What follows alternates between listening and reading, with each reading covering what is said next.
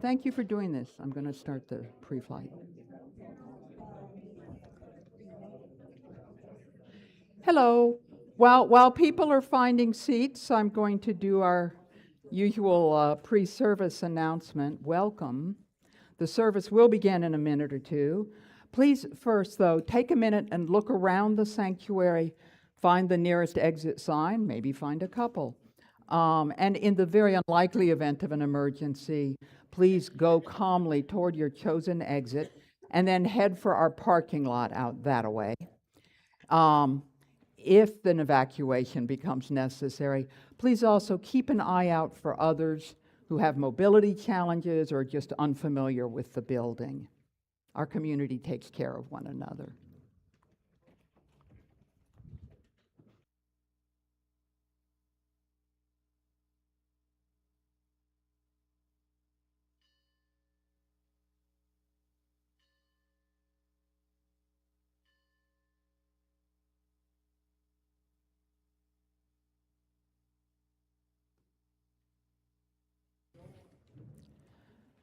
So good morning. My name's Jean Larson. I use she, her pronouns. I'm your worship associate.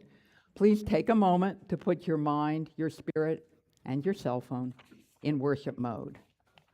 We welcome everyone here and online to UUCR this morning. We're so glad you're all here today and hope you choose to stay for fellowship after the service. So first, let's take a second to turn, stand up if you want to, and connect with everyone watching at home.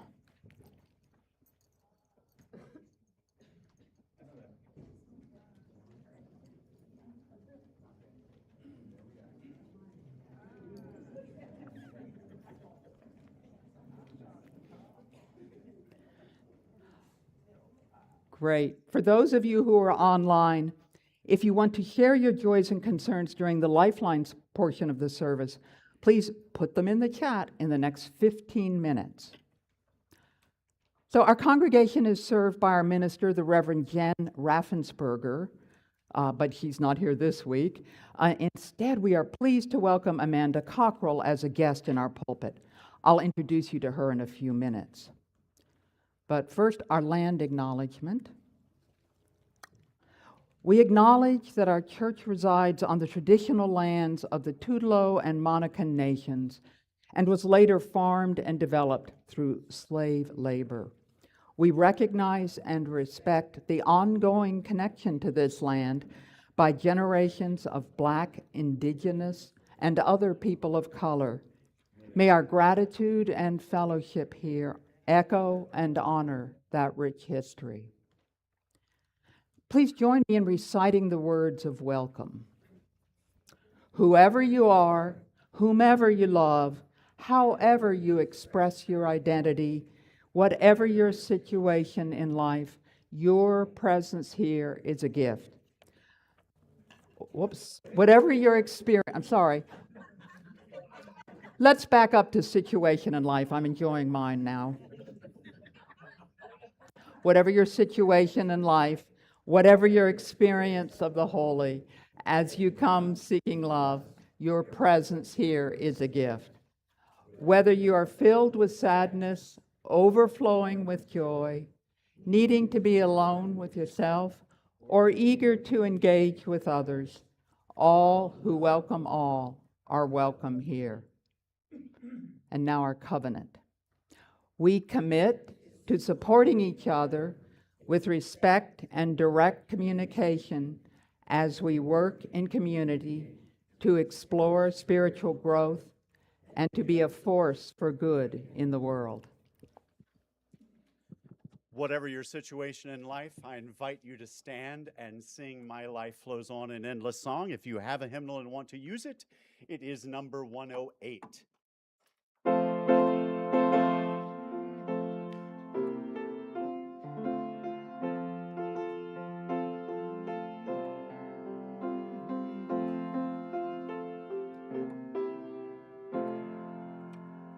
My life flows on in endless song, above us lamentation.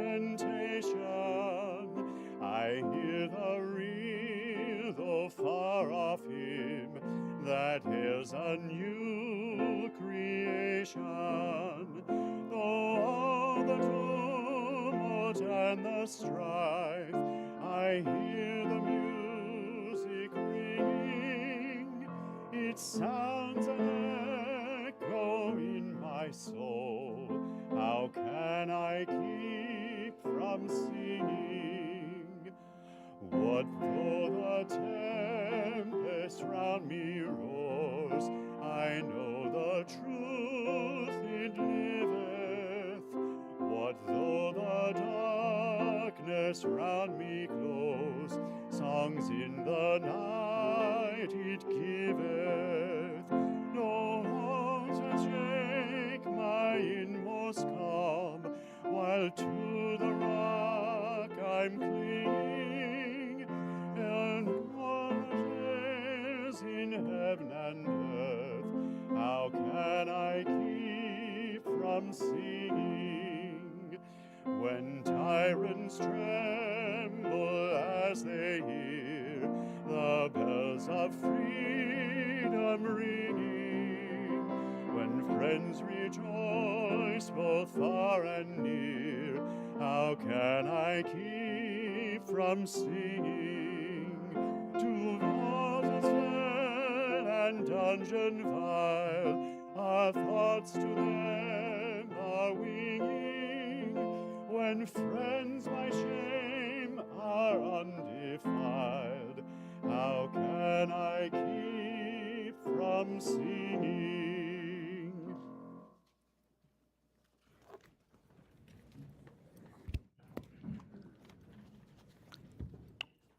Opening words.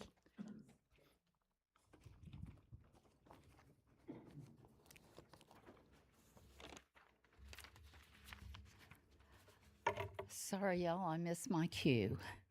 I'm Teresa Poole. I'm one of the worship associates, and I use she, her pronouns. Less than a month before his assassination, our president, John F. Kennedy, presided over the groundbreaking ceremony for the Robert Frost Library in Amherst, Massachusetts. Our opening words come from his remarks on that day. Our national strength matters, but the spirit which informs and controls our strength matters just as much. Because Robert Frost knew the midnight as well as the high noon, because he gave his age strength with which to overcome despair. For art establishes the basic human truth which must serve as a touchstone of our judgment. The artist, however faithful to his personal vision of reality, becomes the last champion of the individual mind and sensibility against an intrusive society and an officious state. It may be different elsewhere, but democratic society in it, the highest duty of the writer, the composer, the artist, is to remain true to himself and to let the chips fall where they may. In serving his vision of the truth, the artist best serves the nation. And now we join Unitarian Universalist churches and congregations across the nation and the world as we light our chalice, the symbol of our faith and the beacon of hope within our living tradition. May the light we now kindle inspire us to use our powers to heal and not to harm, to help and not to hinder, to bless and not to curse, to serve you, O Spirit of life.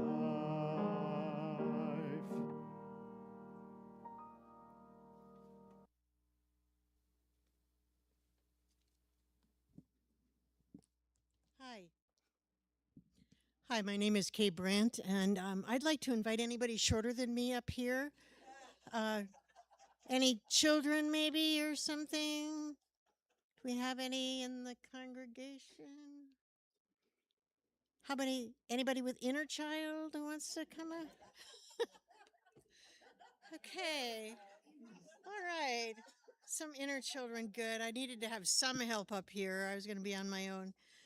So, would you describe what you see on the table here? Pretty rocks. And a bowl. And what's in the bowl? Can you tell? Water. Water's in the bowl. Okay. So, what I would like you to think of is something that you have done where you have been kind to someone, or maybe you've been mean to someone. You don't have to tell us, just think about it.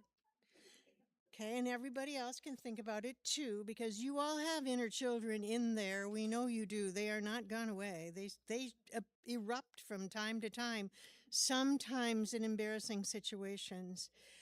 And what I would like our volunteers here to do is come up and pick a rock and drop it in the water. No children? Really? Seriously? Wow. Oh, good. And then drop it in from a high. Yeah. And what do you see? Wait. Inner child.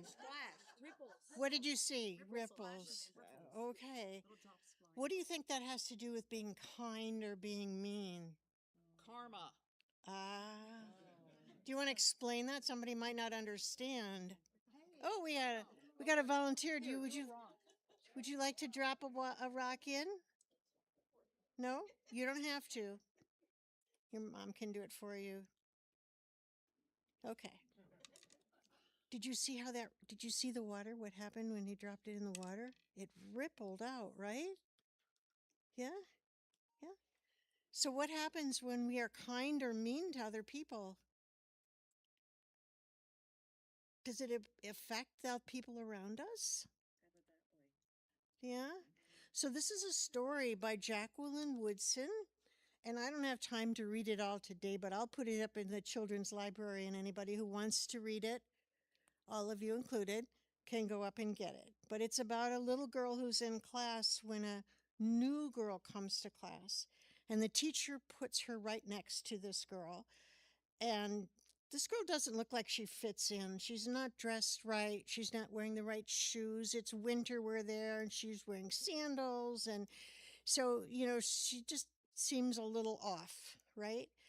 And so the little girl that she's put next to, the one who's telling the story, moves away from her. She kind of scoots away, like, I don't want to get too close to you.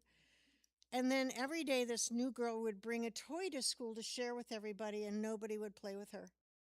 Nobody would play with her. And then finally, one day, this little girl starts feeling really bad about how they're treating the new girl, Maya.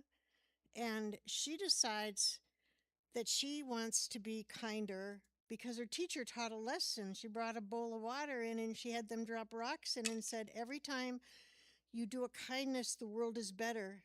Everybody's better off if you're kind to people.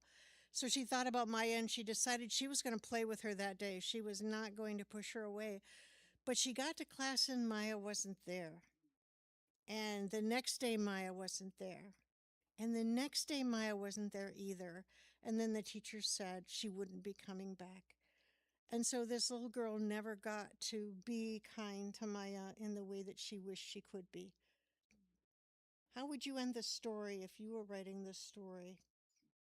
What should the new girl do now that she can't be kind to Maya? What should she do? Do you think? She could see Maya in other people, maybe. Maybe kinder to other people? Or she could look up Maya on Google. Or she could. Stalk her. Send her a card. We have an advanced elementary school student here. Probably it's not advanced anymore.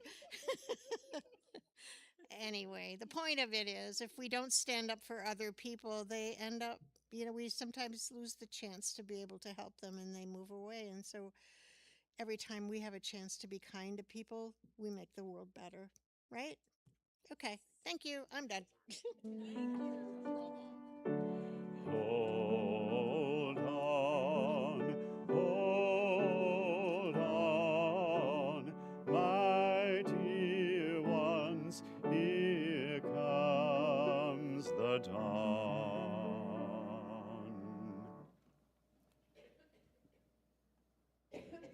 Well, I'm going to introduce today's speaker before I do the reading. There's a reason. So, Amanda Cockrell is a longtime Roanoker who grew up in the very interesting town of Ojai, California, a kind of bedroom community for Hollywood. Both her parents were screenwriters, and her mom was a novelist as well. Amanda herself has published more than 15 novels under her own name or the pseudonym Damien Hunter. I've read most of them, and I can tell you she's a wonderful storyteller who puts genuinely fascinating characters into deliciously messy situations. Amanda was the founding director of Hollins University's graduate program in children's and young adult literature, infusing it with her rare blend of creative zest and common sense. Her first young adult novel, What We Keep Is Not Always What Will Stay, was named one of the best children's books of 2011. Her two most recent novels are Coyote Weather, set in the wild times of the late 1960s, and just last November, Are You Now or Have You Ever Been?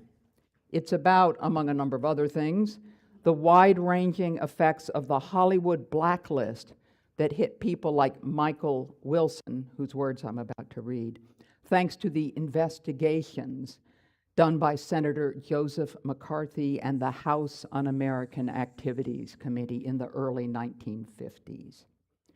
If you look sharp in the rec room during coffee hour, you might be able to nab a copy of that book. Our friend Tony Neuron will be making them available for folks. But for now, let's hear from Mike Wilson, and then what Amanda has to say about navigating life in a time when some people paid a pretty big price for standing up for their values. So, Michael Wilson to the Writers Guild of America, the Screenwriters Union, in 1976. I don't want to dwell on the past, but for a few minutes to speak of the future. And I address my remarks particularly to you younger men and women who had perhaps not established yourself in this industry at the time of the Great Witch Hunt. I feel that unless you remember that dark epoch and understand it, you may be doomed to replay it. Not with the same cast of characters, of course, or the same issues, but I see a day perhaps coming in your lifetime, if not in mine, when a new crisis of belief will grip this republic, when diversity of opinion will be labeled disloyalty, and when the extraordinary pressures will be put on writers in the mass media to conform to administration policy on the key issues of the time, whatever they may be. If this gloomy scenario should come to pass, I trust that you younger men and women will shelter the mavericks and dissenters in your ranks and protect their right to work. The Guild will have the use and need of rebels if it is to survive as a union of free writers. This nation will have need of them if it is to survive as an open society. Amanda Cockrell. Is that working properly? Good. Okay. Oh, my glasses. 75 years ago, my screenwriter parents lived through the Hollywood blacklist, part of the Red Scare politics of the House Un-American Activities Committee and Senator Joseph McCarthy. They watched friends' careers be ruined by it. Opposition to the government's policies was considered grounds for harassment and even arrest, and those called before the committee as suspected communists were pressured to turn in others to save themselves. It was not, I might add, actually illegal to be a communist. Michael Wilson, the screenwriter for The Bridge on the River Kwai, Lawrence of Arabia, and Friendly Persuasion, among many others, was a family friend. In 1951, he appeared as an unfriendly witness before the House Un-American Activities Committee, refused to answer their questions, and was subsequently blacklisted. When The Bridge on the River Kwai won the Oscar for Best Screenplay, he was denied it, and it was given to the author of the book on which the film had been based, who was very surprised indeed. Mike died in 1978. In 1986, he was given posthumous screen credit for that and for his other films, and his wife and daughters were presented with his Oscar, which must have been small compensation. My parents were fairly left-wing, but were never, so far as they knew, blacklisted themselves. There were times when they just didn't get work. It might have been the usual inconvenience of a freelance career. It might have been something else. Maybe someone had mentioned them. Maybe their names were similar to someone's. Maybe their friends were under suspicion. Maybe anything. Then they got work again and didn't ask because you couldn't ask. My mother told me she was grateful to have dodged it, both for the obvious reasons and because they would have been pressured to talk about their friends and anyone else they knew in the industry. They had a living to make, a child to support, and a refusal to cooperate would have jeopardized all of that, just as it had done for Mike Wilson. When I began writing my novel about the blacklist, Are You Now or Have You Ever Been?, it was not particularly timely, just a story I wanted to tell. Since my parents had been screenwriters then, it interested me as a sort of family story. By the time I sent it to the editor who had published my previous novel about the Vietnam War era, it had become gruesomely timely. I don't know how I feel about that. I'm glad it's timely because I think it has something to say, but I wish it wasn't and didn't. It's made me think a lot about what my mother told me about that time. I was too young to notice as it was happening, but when I asked her about it years later, I began to remember small things, snatches of grown-up conversations overheard between my parents and their friends. They lived in France for 5 years, you know.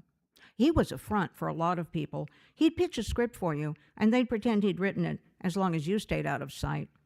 He's teaching math in some high school. Such a shame. All he could sell was paperback thrillers that were nearly pornography to publishers who didn't care.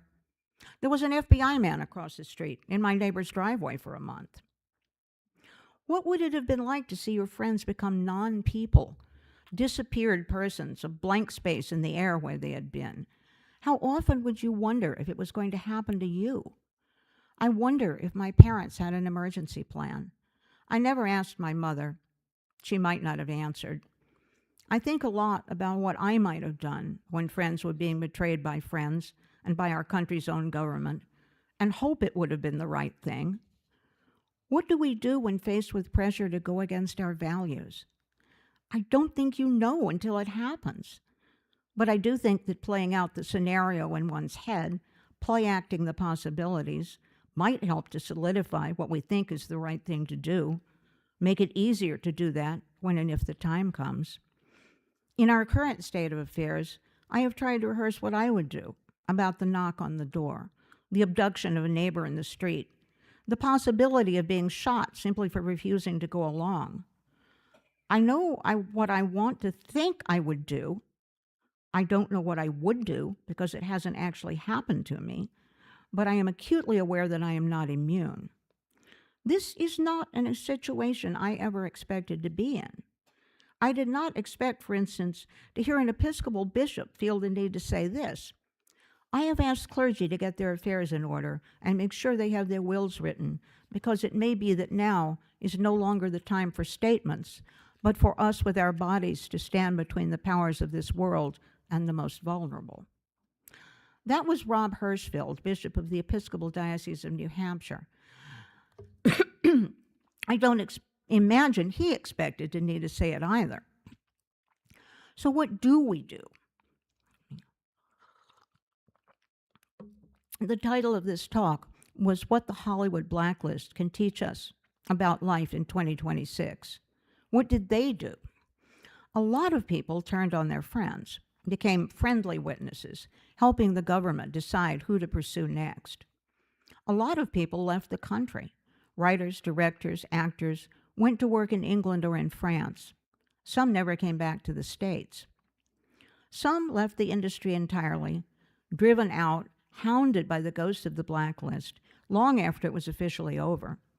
That's the thing about this kind of damage. It has ripples that spread and spread. and take years to fade away entirely. If we reversed course in this country right now today, the damage would still be immense. It would take years, maybe decades, to put right. Once we put a stop to it, and my belief is that we will, there will still be enormous work to do. My Jewish husband introduced me to the concept of tikkun olam, which means to repair the world, with small actions or large ones. Sheltering the refugee, paying down a stranger's medical debt, donating to a food drive, even feeding a stray cat, all come under that heading. Whatever we do to heal the world matters, and we all have the capability for the small action, if not the large one. When the changes that need to be made seem to me so overwhelming that I just want to go back to bed, I try to think about that. To return to the words of John F. Kennedy, I believe that art, too, is a form of tikkun olam, of healing the world. Oppressive forces are afraid of art in all its forms. They don't trust it and never have, because art is made from a lot of people's individual truths, making up one big one, unwieldy and often argumentative, but stubbornly showing us things we need to see, even if we would rather not. Maybe they're right to be afraid of it.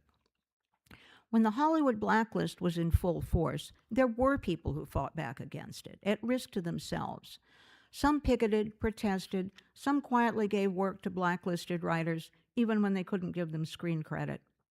Some worked as fronts who would market a blacklisted writer's script to a producer under their own name.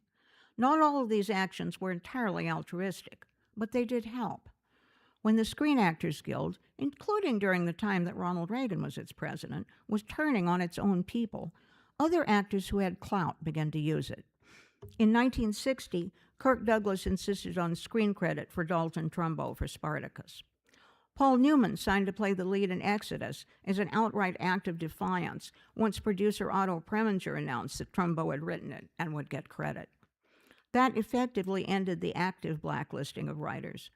But it came 6 years after Senator Joseph McCarthy, the driving force behind much of the communist hunting, had finally been discredited when he went after the Army.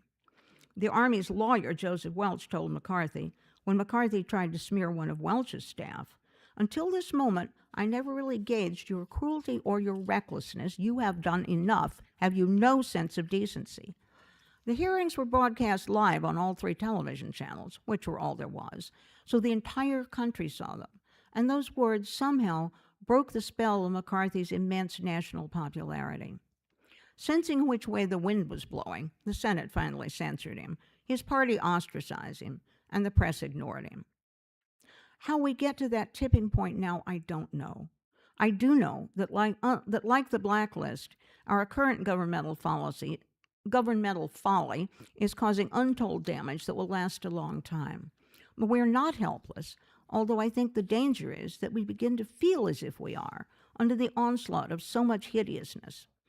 All the same, we have to choose whether to be on the side of despair or on the side of tikkun olam, mending the world as and where we can. I can't speak for this congregation where I am a visitor, but I don't think there is but one side we can be on. The side of justice, of compassion, empathy, the side that doesn't allow condemnation by innuendo, by rumor, that doesn't ask us to turn on our fellows to save ourselves, and instead asks us to actively save them. If you are interested in more information on the history and legacy of the Hollywood blacklist and the lasting damage it did, there are excellent books on this subject, including Naming Names by Victor Navasky, The Inquisition in Hollywood by Larry Kepler and Stephen England, and Tender Comrades by Patrick McGilligan and Paul Buell, and many more. And thank you for listening to me.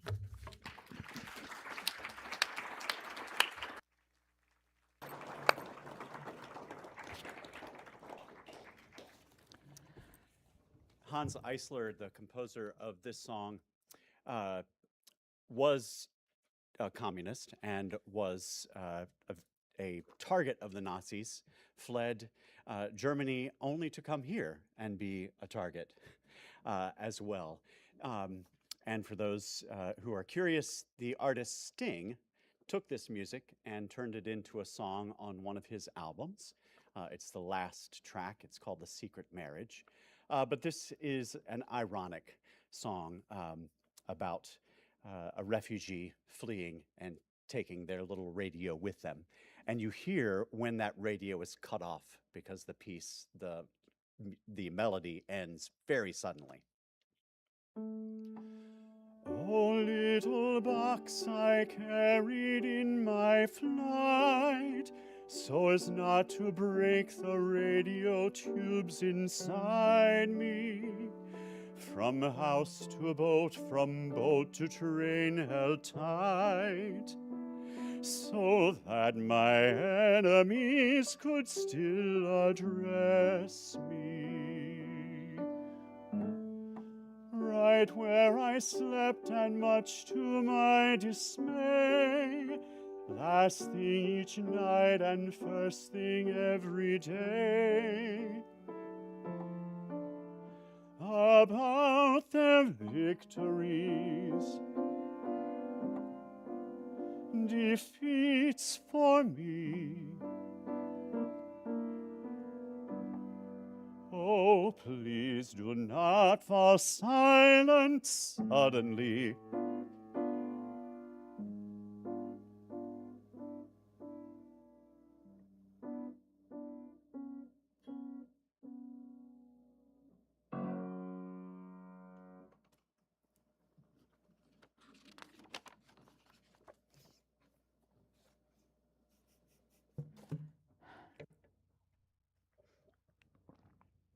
Everybody should exhale.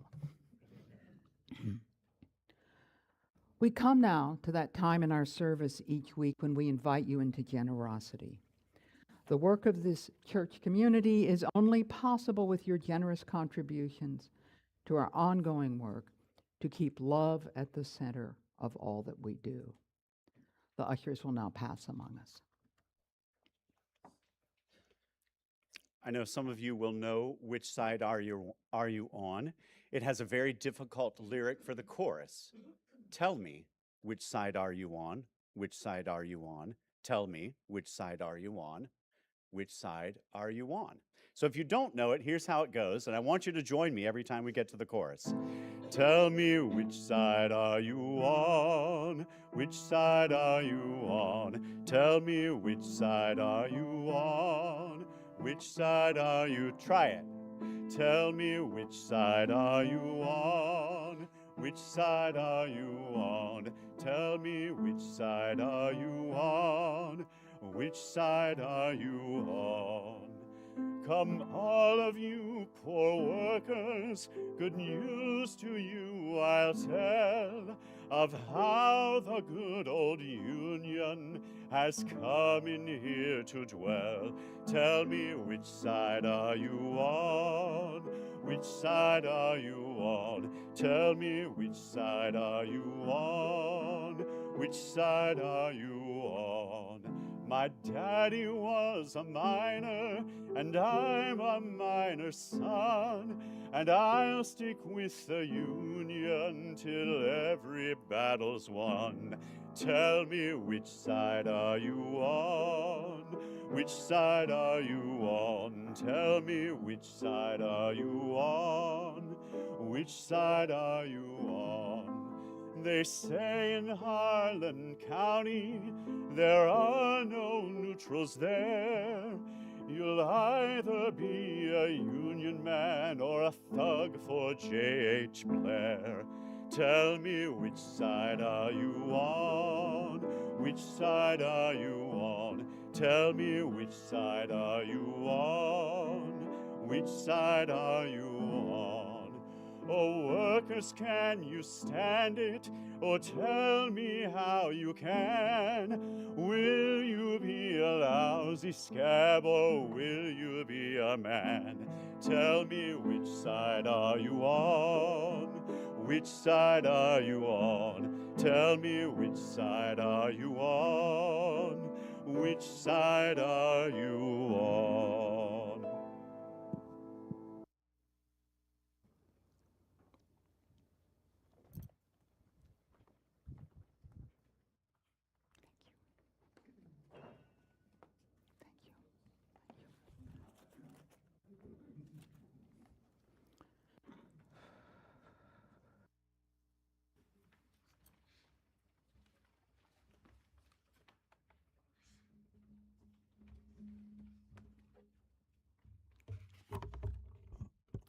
I'm Jane Harrison from the Caring Committee, and one of the duties we have is Sunday mornings is to share the joys and the concerns of this congregation. If you have a joy or concern you want to share, please let somebody from the Caring Committee know, or you can contact the office, or you could write it in the Lifelines book, which sits on the which usually sits in the hallway near the where you have your name tags during the week, but on Sundays it sits in the altar and you can write in it. I have a number of joys and concerns I to share, so bear with me. First of all, Judy Lawman wants to thank her church friends for the calls and cards she received after Dick's passing. She appreciates the love and the kindness she was shown. The family of Corky Warner are deeply appreciative of all the support they received for his celebration of life. This includes the staff, the AV crew, the caring committee, the many workers, and all those who attended physically and in spirit. Our goal of honoring Corky through pictures and memories and music was accomplished. Gracias, thank you, and surfs up. Okay, and also Sam Serlin and Cindy Serlin, that's the son and daughter-in-law of Rosie Sutherland, want to thank the church for their for celebrating Rosie's 100th birthday. The food, the fellowship was extraordinary. And finally, a concern. Melissa Curry tripped at the post office last week and broke 4 bones in her right foot. And those bones have multiple fractures, by the way.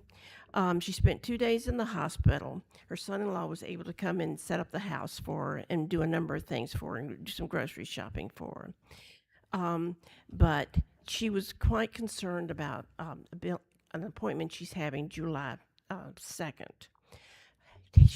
I visited Melissa on Friday. She was able to contact an agency, and they came in and set up a ramp for her in less than 24 hours, which I think is amazing. And it's a nice ramp with that she can hold on. So now she has a ride, and she has a ramp so she can get to the car for her appointment on July 2nd. I have a feeling this is going to be a long recovery, so you may be hearing more about Melissa in the future. If you have a joy or concern that's in your heart and you want to share it with the congregation, please come light a candle and use both sides of the altar.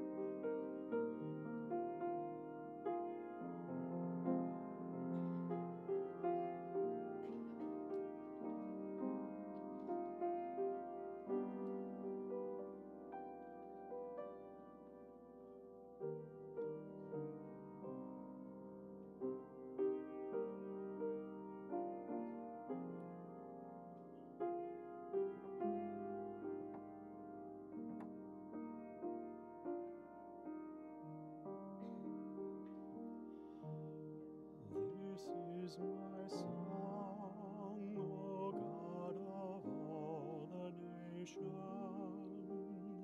a song of peace for lands afar and mine.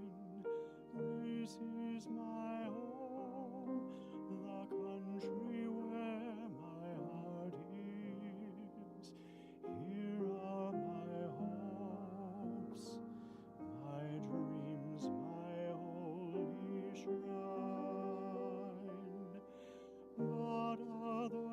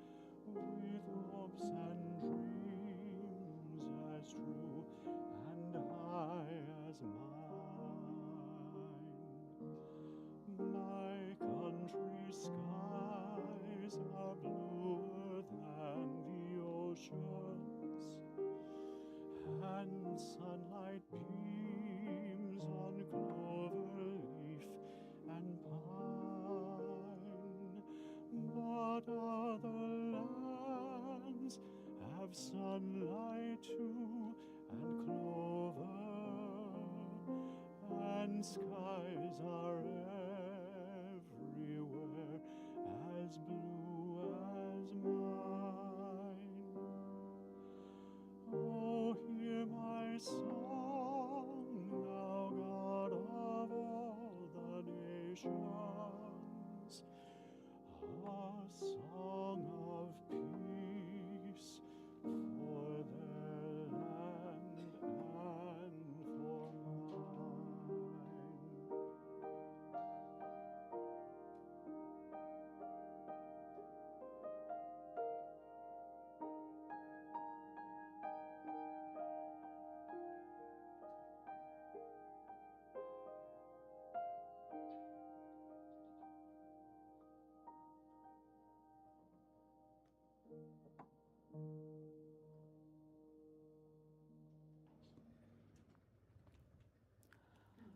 I will light 2 candles.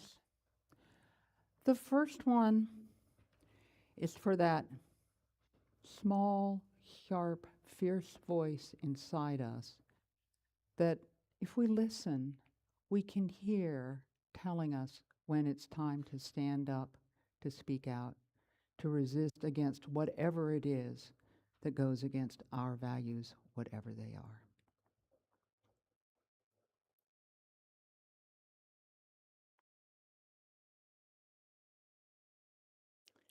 And the second, with delight, is for our friends on YouTube who are always with us and always lift us up by your presence.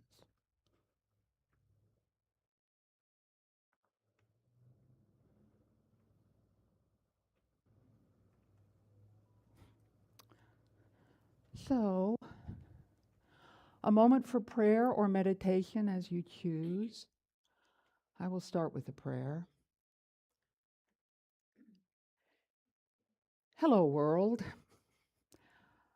We're grateful for you.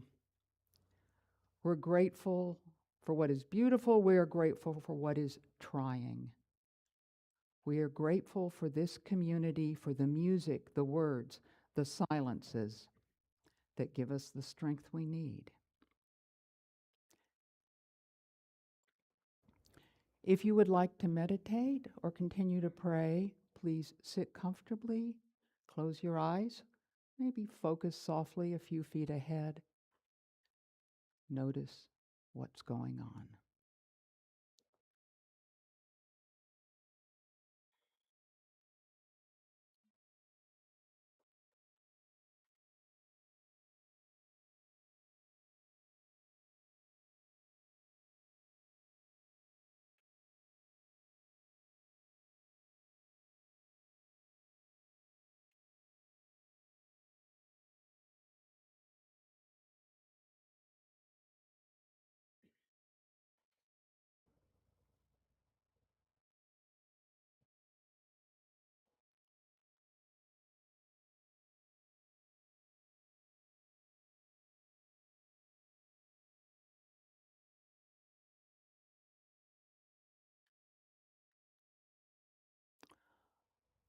Amen, Ashe, let it be so.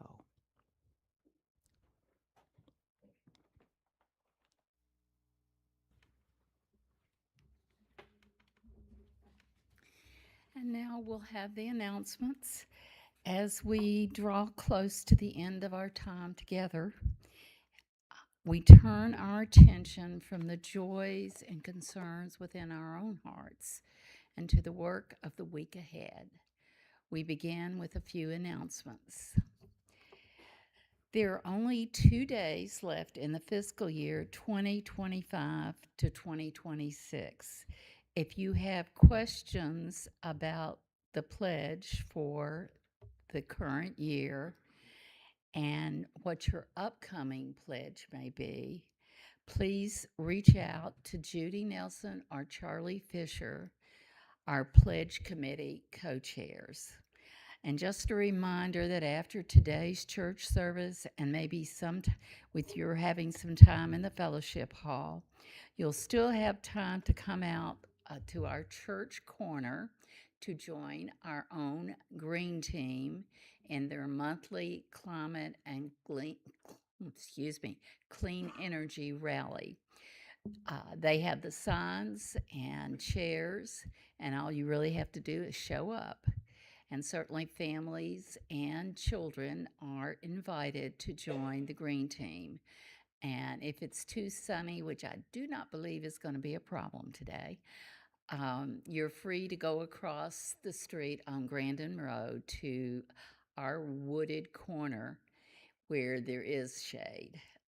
We hope that you'll join us today. And then later today at 3 p.m., right here in our own sanctuary, it's our monthly open mic, Roanoke Speaks. It's your 5 minutes to shine.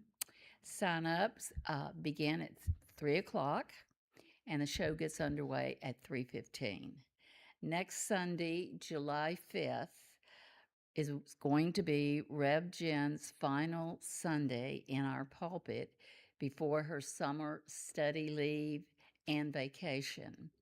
She'll be back on August 9th, and our wonderful worship team has some great speakers lined up, and you won't want to miss those. And some of those will be listed in the monthly newsletter. Next Sunday, we will examine the state of our democracy on Independence Day weekend. Okay, and now we're going to extinguish the chalice. As we close, as we join with other Unitarian Universal churches and congregations across the nation and the world in, in extinguishing the chalice here in our sanctuary, knowing the flame of faith is carried within our hearts and into the week ahead.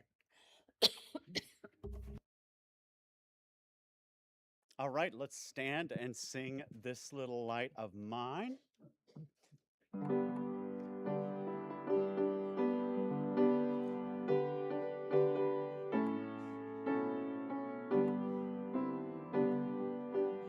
This little light of mine, I'm gonna let it shine. Oh, this little light of mine, I'm gonna let it shine. This little light of mine, oh, I'm gonna let it shine. Let it shine, let it shine, let it shine.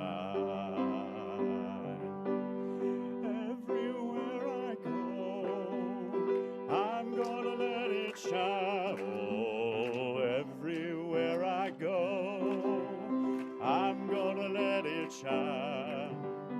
Everywhere I go, I'm gonna let it shine. Let it shine, let it shine, let it shine. Building up a word, I'm gonna let it shine. Oh, building up a word, I'm gonna let it shine. Building up a word, I'm gonna let it shine. Let it shine, let it shine, let it shine.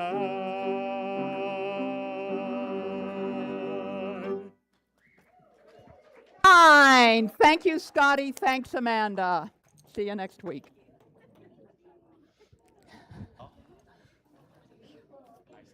Oh, thank you, ushers. I like that. I forgot I was an usher. Oh, I was like, whoa. it worked out. Yeah, it did. But they had you running back and forth. They were not cooperating.